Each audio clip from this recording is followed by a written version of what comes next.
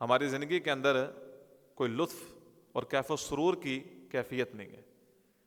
جیسے اللہ رحم فرمائے ایک مشین چل رہی ہے نا، آٹومیٹک چل رہی ہے، بس وہ چل رہی ہے، اس طرح ہم بھی کچھ چیزوں کو نا عادتاً وہ کر رہے ہیں. عادت اور عبادت میں ہم سب اس بات کو اچھے طریقے سے جانتے ہیں کہ عادت اور عبادت میں بڑا فرق ہے. جب کوئی چیز عبادتاً ہوتی ہے تو اس میں جو مٹھاس انسان کو ملتی ہے وہ ایمانی مٹھاس ملتی ہے، ایمانی لذت ملتی ہے، ایمان پر استقامت ملتی ہے، ایمان میں اضافہ ملتا ہے، رب العالمین کے ساتھ قرب ملتا ہے، رب العالمین کے ساتھ راز و نیاز کرنے کی انسان کو توفیق ملتی ہے. پھر اس کی باتیں بندوں کے ساتھ کم ہو جاتی ہیں، اس کا زیادہ دھیان، مکمل دھیان، کامل اور اکمل دھیان اپنے خالق کائنات مالک ارض و سما کی طرف ہو جاتا ہے. اللہ مجھے اور آپ کو اس کی توفیق عطا فرمائے. تو 3 چیزیں ہم بیان کریں گے. آپ اللہ تعالیٰ بڑی خیر و برکت کے ساتھ، اخلاص کے ساتھ ہمیں وہ چیزیں سمجھنے کی توفیق دے، بیان کرنے کی توفیق دے، اور ہم سب کو اس پر پھر عمل کرنے کی توفیق دے. سب سے پہلی بات جو آج کے اس موضوع کے حوالے سے ہے کہ محبت الہی ہمیں کیوں نہیں ہے. ہم نے تو ابتدا بھی نہیں کی، انتہا تو بڑی دور ہے. اس کی وجہ یہ ہے کہ ہم نے اپنے دلوں کو نا کباڑ خانہ بنایا ہوا ہے. کباڑ خانہ، گھروں کے اندر سٹور ہوتے ہیں نا، سٹور روم، وہاں پہ ہر قسم کی ردی چیزیں وہاں پر رکھی جاتی ہیں. کوئی چیز ترتیب سلیقے کے ساتھ وہاں پڑی نہیں ہوتی، فضول چیزیں اس کمرے میں ہوتی ہیں، اور شاد و نادر کہیں ہم جا کر اس کو دیکھتے ہیں. ہمارے دلوں کا حال یہ ہے کہ شرک اکبر اور شرک اصغر میں مبتلا ہے. نفاق کی بیماری ہم سمجھتے ہیں نا. صحابہ کرام کے بارے میں تو غالباً امام، نام ان کا مجھے بھول گیا ہے، وہ فرماتے ہیں کہ 30 سے زیادہ صحابہ کو میں ملا، سب کے سب اپنے اوپر نفاق سے ڈرتے تھے. حضرت عمر کی تو مشہور بات ہمیں پتہ ہی ہے نا کہ حذیفہ میرا نام منافقوں کی لسٹ میں تو نہیں ہے. اللہ اکبر. تو نفاق، منافقت، اس کے بعد رسوم و رواج کی محبت ہے، خرافات ہے، بغض و حسد، کینے ہیں، انتقام ہے. ان تمام چیزوں سے ہمارا دل آلودہ ہے. یہ دل اللہ کی محبت کے لیے کیسے تیار ہوگا جب اس کے اندر ہم نے اتنا کچھ رکھا ہوا ہے اور فکر بھی نہیں ہے نا، پریشانی بھی نہیں ہے کہ اتنا کچھ کیوں ہے. اللہ مجھے آپ کو اس کی فکر عطا فرما دے. جب یہ فکر پیدا ہوگی نا تو انشاءاللہ دلوں کی صفائی، دلوں کا چمکنا، دلوں کو اجلا اور نکھرا کرنا، انہیں صاف ستھرا کرنا، یہ مجھے آپ کو نصیب ہوگا. 2015 کی بات ہے. عارف جوید محمدی صاحب حافظ اللہ تشریف لائے تھے پاکستان میں، تو جامعہ سلفیہ میں آئے تو انہوں نے کچھ کتابیں دینی تھی. تو انہوں نے کہا کہ آپ حافظ شریف صاحب سے کہا کہ کسی کو بھیجیں وہاں سے، میں بائی ہینڈ کتابیں دوں گا. تو میں لائبریرین تھا تو میں چلا گیا. وہاں پہ گیا تو ان کے دائرے میں، تو وہاں پہ علامہ احسان الہی ظہیر رحمہ اللہ کے کلاس فیلو تھے شیخ عبداللہ صاحب.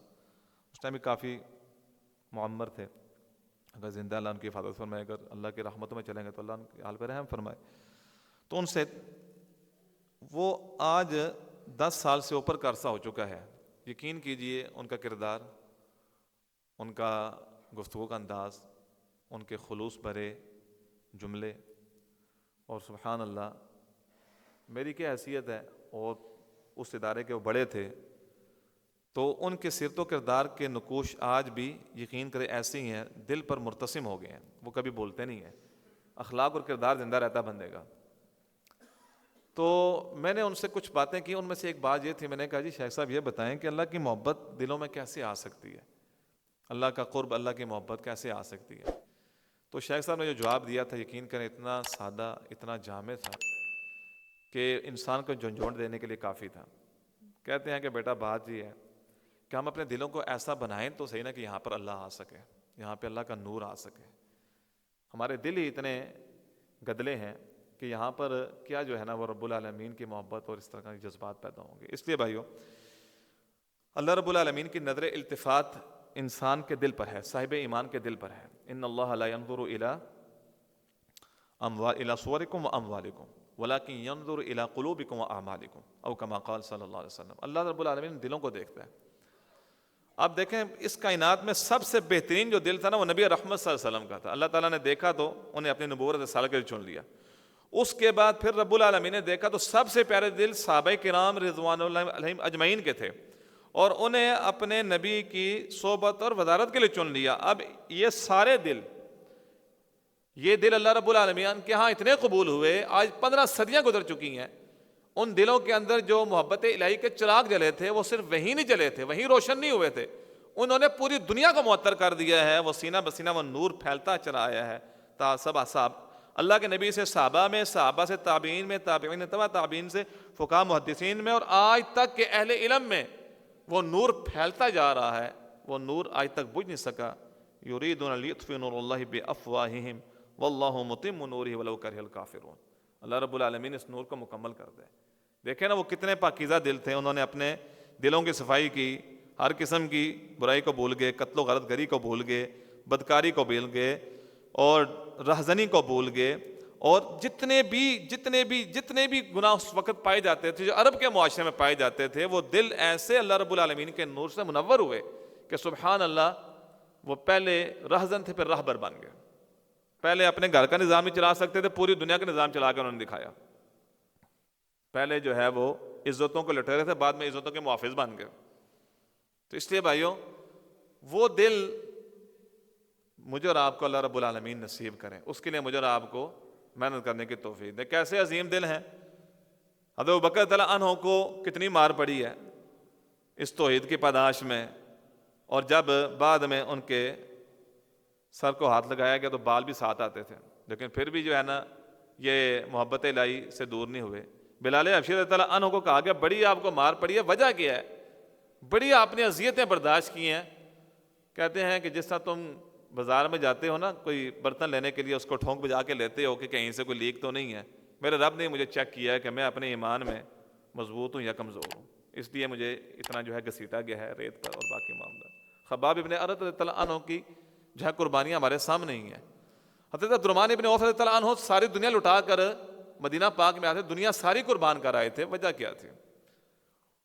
ابو سلمہ رضی اللہ عنہ اپنی بیوی کو بھی چھوڑ گئے, اپنے بچے کو بھی چھوڑ گئے, اپنی سواری کو بھی چھوڑ گئے, اس طرح ہی حق کے مسافر بنے. پیادہ جو ہے بغیر کسی ذریعے کے اتنا طویل سفر جو 450 کلومیٹر سے, اور صحرائی سفر ہے, آج کل طرح کی سہولتیں نہیں ہیں, کس نے ان کو وہاں پر جانے پر مجبور کیا؟ وہ محبت الہی کا جذبہ ہی تھا جس نے ساری قربانیاں دینا انسان کے لیے کیا کر دیا؟ آسان کر دیا. اس لیے بھائیوں آج ہم اپنے ان دلوں کو نا صاف کریں.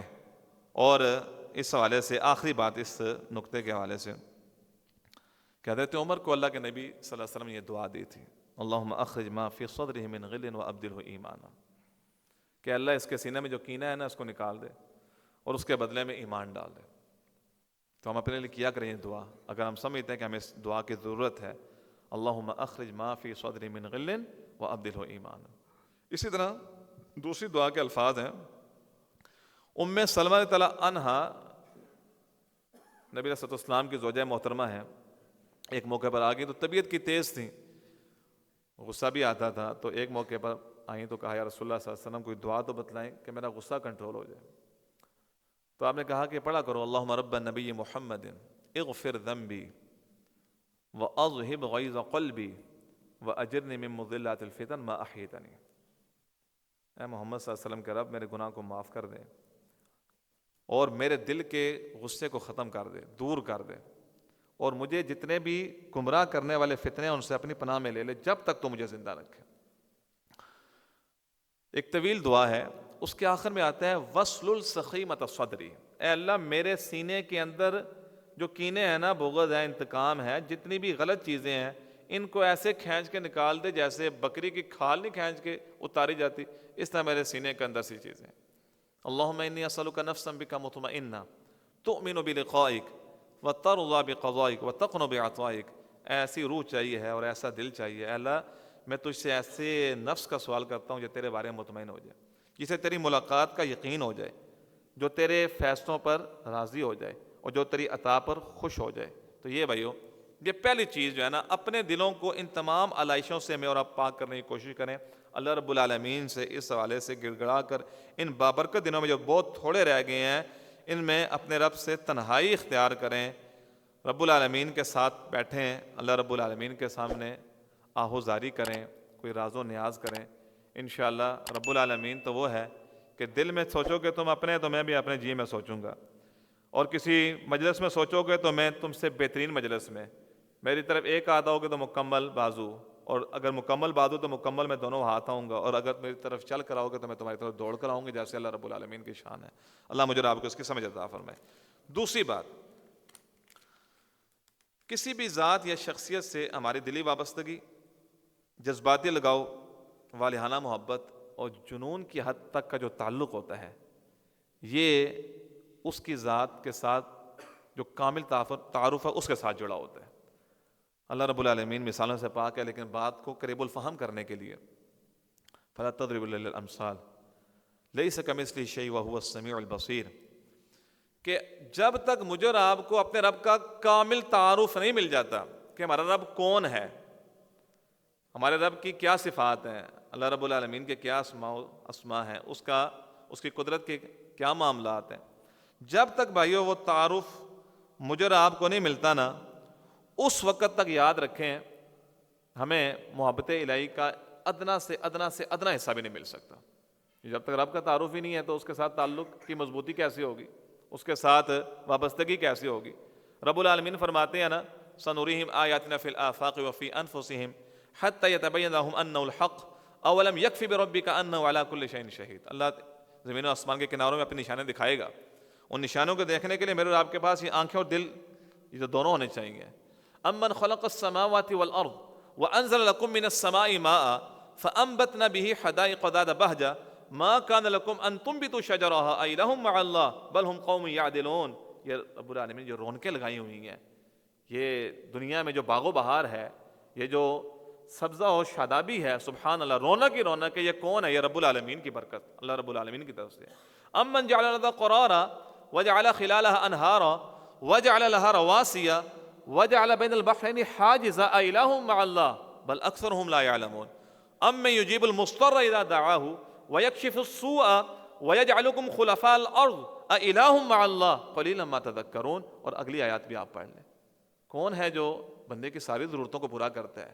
کون ہے جو انسان کی بے چینی کو ختم کرتا ہے، اس کے بجائے سکون اس کے دل میں ڈالتا ہے، اس کے سارے معاملات کو دیکھتا ہے، ان کی نگرانی کرتا ہے، پیدا ہونے سے پہلے سے لے کر مرنے تک اور مرنے سے لے کر جنت جانے تک اس رب کی رحمت میرے اور آپ کے شامل حال ہوتی ہے۔ اس عظیم رب کو جب تک ہم نہیں پہچانیں گے اس وقت تک معاملہ محبت الہی کا نہیں شروع ہی نہیں ہوگا۔ افلم یسیروا فی الارض فتکون لهم قلوب یعقلون بها او آذان یسمعون بها فانها لا تعمى الابصار ولكن تعمى القلوب التي في الصدور۔ زمین و آسمان میں زمین میں چلتے پھرتے نہیں ہیں کہ ان کے دل نہیں ہے کہ اس کے ساتھ سمجھیں، کیا ان کے کان نہیں ہے کہ رب العالمین کی بیان کردہ باتوں کو توجہ سے سنیں؟ تو یہ آنکھیں اندھی نہیں ہیں، یہ جو سینوں میں دل ہیں یہ اندھے ہیں۔ اسی لیے ابو العلا نے ایک بات کہی ہے، بڑی کمال کی بات کہی ہے، وقیل افاد بالاسفار مالا فقلنا هل افاد بها فؤادا، کہ لوگوں نے کہا کہ فلاں بندے نے بڑے سفر کیے ہیں، بڑی دنیا پھرا ہے، بڑا مال کمایا ہے، تو پھر ہم نے اس کو کہا کہ کیا اس نے کوئی دل بھی کمایا ہے؟ پوری دنیا میں پھر کر اللہ رب العالمین کے قدرت کے مناظر دیکھ کر، رب العالمین کی کاریگری دیکھ کر، اللہ رب العالمین کی صنعت کو دیکھ کر، اللہ کی قدرتوں کو دیکھ کر، یہ بہتے ہوئے دریا، یہ چلنے والے جھرنے، یہ آبشاریں، یہ زمین و آسمان کا مستحکم مرتب اور منظم نظام، یہ ہر چیز، والشمس تجری لمستقر لها ذلك التقدیر العزیز العلیم والقمر قدرناه منازل حتى عاد كالعرجون القدیم لا الشمس ينبغي لها ان تدرك القمر ولا الليل سابق النهار وكل في فلك يسبحون وآیۃ لهم انا حملنا ذریۃ فی الفلک المشحون۔ اور پورا قرآن پاک پڑھ لیجیے، اللہ کی قسم ہر چیز کو آپ جب اس نقطۂ نظر سے پڑھیں گے نا، رب العالمین کے تعارف کو حاصل کر کے کہ رحمان رحیم کون ہے، اس کی کیا وسعتیں ہیں، غافر غفور غفار کون ہے، حلیم کریم رؤوف ودود لطیف منان کون ہے، وہاب جبار اور قہار کون ہے، رزاق فتاح کون ہے، علیم کون ہے، خبیر کون ہے، علام الغیوب کون ہے، سبحان اللہ۔ جب یہ ہم ایک ایک صفت کے بارے میں رب العالمین کے بارے میں سوچیں گے تو انشاءاللہ وہ رویہ سامنے آئے گا لا تجد قوما يؤمنون بالله واليوم الآخر يوادون من حاد الله ورسوله ولو كانوا آباءهم أو أبناءهم أو إخوانهم أو عشيرتهم أولئك كتب في قلوبهم الإيمان وأيدهم بروح منه ويدخلهم جنات تجري من تحت الأنهار خالدين فيها رضي الله عنهم ورضوا عنه أولئك حزب الله ألا إن حزب الله هم المفلحون. یہ رویہ سامنے آئیں گے، پھر ساری دنیا ہمارے پاؤں کی ٹھوکر پر ہوگی، پھر سارے تعلقات، سارے سٹیٹس، ماحو جال، جتنی بھی عزتیں ہیں، جو بھی جھوٹے معاملات ہیں، ان کی ہمارے نزدیک کوئی حیثیت نہیں رہے گی. ایک ہی حیثیت ہوگی کہ میرا رب مجھ سے ناراض نہ ہو جائے، میں اپنے رب سے دور نہ ہو جاؤں، میں رب العالمین کی نظروں میں گر نہ جاؤں، میں اپنے رب کی محبت کی طرف جو بڑھ رہا ہوں کہیں بھٹک نہ جاؤں، جو صراط مستقیم پر چل رہا ہوں پھر اپنے ہی نفس کے ہاتھوں مارا نہ جاؤں، جو جنت کے راستے کا راہی بن چکا ہوں اس سے پھر کہیں دور نہ ہو جاؤں. انشاءاللہ اللہ رب العالمین کی رحمت سے یہ معاملات ہوں گے. اللہ مجھے اور آپ کو توفیق عطا فرمائے. تیسری اور آخری بات اور اس پہ گفتگو ختم ہے. من احب شیئا اکثر ذکرہ، من احب شیئا اکثر ذکرہ، جس کو جس سے محبت ہوتی ہے وہ اس کا تذکرہ ہی بہت زیادہ کرتا ہے، اس کی زبان سے تذکرے اسی کے ہوتے ہیں. محب کی زبان پر محبوب کے تذکرے ہوتے ہیں، اس کے نزدیک کل دنیا سمٹ کر اس کے محبوب تک آ جاتی ہے، بس اس سے آگے نہیں، اس سے آگے اس کو کوئی منظر نظر ہی نہیں آتا. نبی رحمت صلی اللہ علیہ وسلم جو اللہ رب العالمین کو سب سے زیادہ جاننے والے تھے، سب سے زیادہ جن کے اللہ رب العالمین کا تعارف اللہ کے پاک نبی صلی اللہ علیہ وسلم کو اس سے زیادہ کسی کو بھی نہیں ہے. دیکھیں نا پھر کیسا اپنے رب کا ذکر کیا، خلوتوں میں بھی کیا، جلوتوں میں بھی کیا، گھر میں بھی کیا، بازار میں بھی کیا، طائف کے میدانوں میں بھی کیا اور بدر و احد میں بھی کیا، پوری دنیا کے بادشاہوں کے سامنے بھی کیا.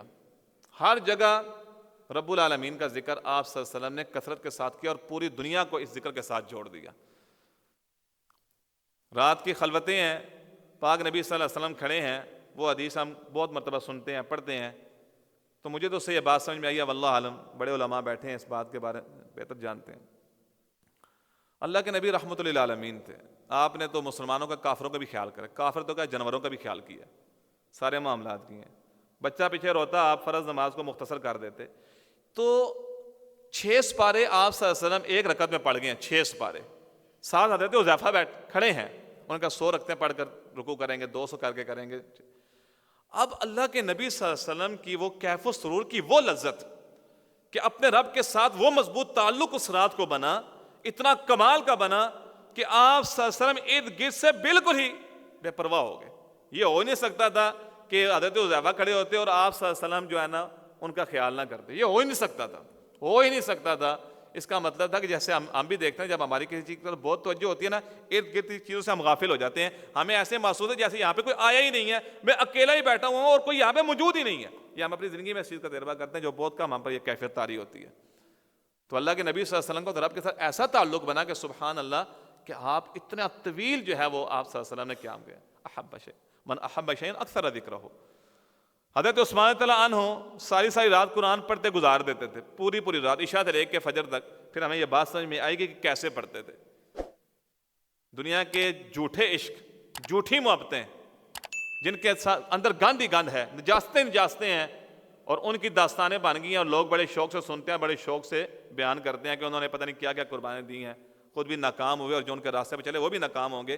ان محبتوں کا ذکر کیجیے، ان محبتوں کا ذکر کیجیے. حضرت قتادہ رحمہ اللہ عام دنوں میں 7 دن میں قرآن مکمل کر لیتے، رمضان مبارک کا مہینہ آتا 3 دن میں قرآن مکمل کرتے، آخری عشرہ آتا روزانہ 1 مرتبہ قرآن مکمل کرتے. عروہ بن زبیر رحمہ اللہ 7.5 سپارے دن کے ٹائم تلاوت کرتے، انہی 7.5 سپاروں کو رات تہجد میں کھڑے ہو کے اپنے رب کے سامنے جو ہے نا پڑھتے تھے. یہ عام دنوں کی بات ہے، رمضان کی بات نہیں کر رہا. کہ مجھے اور آپ کو اللہ کرے، مجھے اور آپ کو بھی یہ لذت آشنائی مل جائے. اللہ رب العالمین مجھے اور آپ کو بھی یہ محبت عطا فرمائے کہ ہماری زبانیں اللہ کے ذکر سے تر ہو جائیں. اللہ اکبر. حافظ شریف صاحب یہ قریب جب آئے تھے G732 میں G6 میں کتاب الفتن کا دورہ، اللہ تعالیٰ ان کو سلامت رکھے، دنیا آخرت کی ساتھ دیں، کامیابی دیں.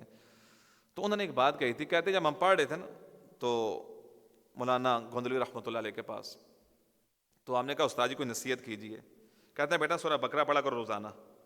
تو ہم نے کہا کہ اس پہ تو بہت ٹائم لگتا ہے، 2.5 سپارے ہیں. تو اس سے بندہ علم کی کوئی اور بات یاد کرتا ہے. کہتا ہے بیٹا مجھے تو ٹائم اتنا ہی لگتا, میں تو اپنے گھر سے تانگے میں بیٹھ کر آتا ہوں, جامع گیٹ پہ اترتا ہوں تو اس وقت تک سورہ بقرہ کیا ہو چکی ہوتی ہے, ختم ہو چکی ہوتی ہے. اسی طرح ابن باز رحمۃ اللہ علیہ کے بارے میں آتا ہے, ہمیں ہمارے استاد محترم مولانا محمد بن عبد القادر نافذ اللہ نے یہ بات بتائی تھی.